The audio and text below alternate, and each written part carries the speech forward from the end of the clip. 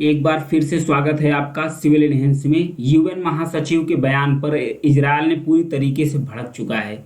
क्यों? जो यूएन महासचिव है यानी यूनाइटेड नेशन के महासचिव है एंटोनियो गुटरेस, ये है एंटोनियो गुटरेस।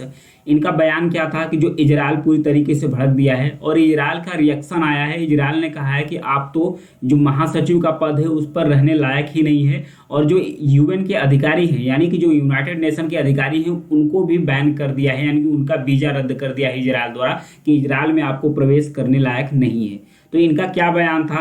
जो यूएन के महासचिव हैं एंटोनियो गुटरेस, इनका कहना था कि जो हमास द्वारा इजरायल पर अटैक किया जा रहा है वो यूं ही नहीं कर रहा है, उसके पीछे कई सारे रीजन है, कई सारे कारण है, उसकी मजबूरी रही होगी तभी वो अटैक कर रहा है। इस पर रिएक्शन देते हुए इजरायल ने कहा कि आप कहीं न कहीं चरमपंथी संगठन जो हमास है उसका डायरेक्ट इनडायरेक्ट तरीके से आप सपोर्ट कर रहे हैं। यूएन महासचिव ने कहा क्या था उसके बारे में पहले जानते हैं। उन्होंने कहा कि जो आम फलस्तीनी है उन्होंने इसकी तो निंदा की। पहले तो उन्होंने निंदा की कि जो 7 अक्टूबर को हमास द्वारा इजरायल पर अटैक किया गया, उस पर जो बंधक बनाए गए इजरायली नागरिकों को, इसकी तो निंदा की। उसके बाद इन्होंने कहा कि इजरायल के द्वारा जो रॉकेट दागे जा रहे हैं गाजा पट्टी पर, लगातार जो आम फिलिस्तीनियों की मौतें हो रही, वहाँ बच्चे की मृत्यु हो रही है, महिलाएं कई बेघर हो गई हैं, उनकी ढेर सारी मृत्यु हुई है। उन्होंने कहा कि ये भी तो कहीं तरीके से सही नहीं है, क्योंकि इन्होंने हमास यानी कि फ़लस्तीनियों का समर्थन करते हुए यूएन के जो महासचिव है एंटोनियो गुटरेस, इन्होंने कहा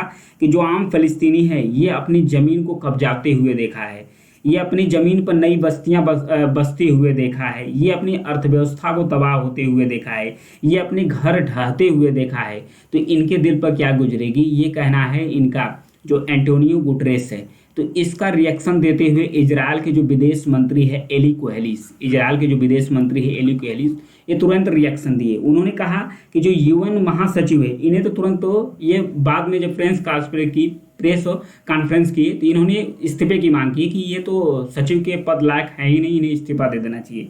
इनका बयान आया कि जो यूएन सेक्रेटरी है यानी महासचिव है, इन्हें सोचना चाहिए, इन्हें बयान देने से, कोई भी बयान देने से पहले सोचना चाहिए कि जो हमास के द्वारा 1400 इजरायली नागरिकों को मारा गया है रॉकेट द्वारा, 200 से अधिक इजरायली नागरिकों को बंधक बनाया गया है, ये मानवाधिकार उल्लंघन नहीं है क्या? इजरायली नागरिकों का बंधन नहीं है? क्योंकि जो होलोकास्ट हुआ था जर्मनी का, जो नाजी जर्मनी के द्वारा जो सामूहिक नरसंहार किया गया था इजरायल का, उसके बाद दूसरा नंबर आता है जो हमास के अटैक द्वारा इजरायली नागरिकों का इतना ज़्यादा नरसंहार हुआ है। ये कहना है जो एली कोहली यानी कि जो विदेश मंत्री हैं वहाँ की, इजरायल के, उनका कहना है। ये देखिए जो फिलिस्तीन की बस्तियां हैं किस तरीके से इजरायल के रॉकेट द्वारा ये तबाह हो चुकी है, काफ़ी तबाह हो चुकी है ये सब सारी बस्तियां।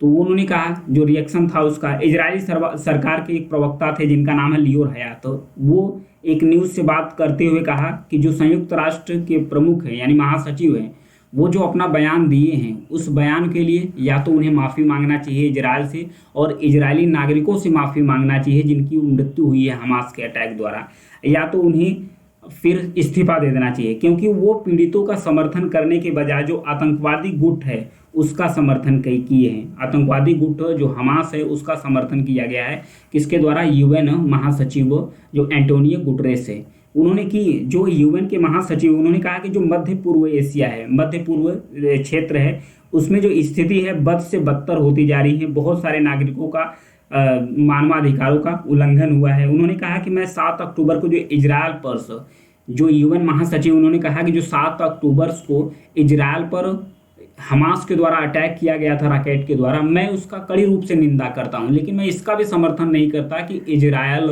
रॉकेट के द्वारा दागा जा रहा है। लगातार इजरायल के द्वारा जो गाजा पट्टी है वहाँ पर रॉकेट दागा जा रहा है, वहाँ पर कई सारे बच्चे मरे हैं, कई सारी महिलाएं बेघर हो गई हैं, कई सारी महिलाओं का भी मृत्यु हो गई है, क्योंकि इजरायल द्वारा कहा गया है, इजरायल द्वारा कह दिया गया है कि आप 10 घंटे के अंदर, वो 10 घंटे यानी 24 घंटे का मौका दिया था, इजरायल 24 घंटे का मौका दिया था कि आप 10 लाख लोगों को बोला था कि आप गाजा पट्टी को छोड़ दो।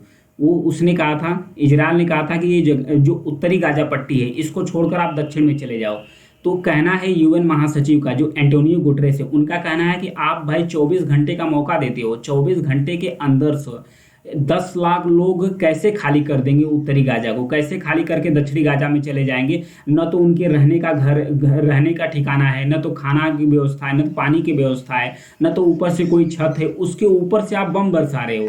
उसके बाद कह रहे हो कि 24 घंटे में 10 लोगों को आप आदेश दे दिए कि आप चले जाइए, आप दक्षिणी गाजा में चले जाइए। ये कहना है यूएन महासचिव का। ये कहते हुए इजरायल की उन्होंने कड़ी शब्दों में निंदा की। उन्होंने कहा कि जो 5800 गाजा पट्टी में जो आम फिलिस्तीनी हैं ये मारे गए हैं, मात्र 2 हफ्ते में इतने लोग मारे गए हैं। और उसके बाद उन्होंने कहा कि 24 घंटे में 700 से अधिक लोग मारे गए हैं। वहाँ के अधिकारी, जो फ़लस्तीन के अधिकारी हैं, वो बता रहे हैं, फ़लस्तीन के जो अधिकारी हैं वो बता रहे हैं। एंटोनियो गुटरेस यानी कि जो यूएन के महासचिव है, जैसे इनका भाषण समाप्त हुआ उसके बाद इजरायल के विदेश मंत्री एली कोहेली ने अपना भाषण शुरू किया। तो अपना भाषण जैसे ही शुरू किया तो संयुक्त राष्ट्र के महासचिव की जो भाषण यानी जो बयान था उसकी कड़ी शब्दों में निंदा की।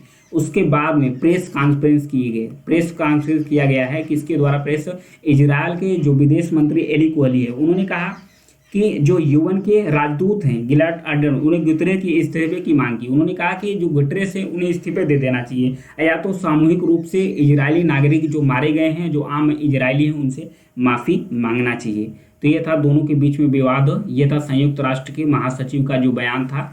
ये कितना सही है कितना गलत है, आप भी अपना कमेंट बॉक्स में अपना जवाब दे सकते हैं। इजरायल कितना सही है कितना गलत है, आप अपना कमेंट बॉक्स में उत्तर दे सकते हैं।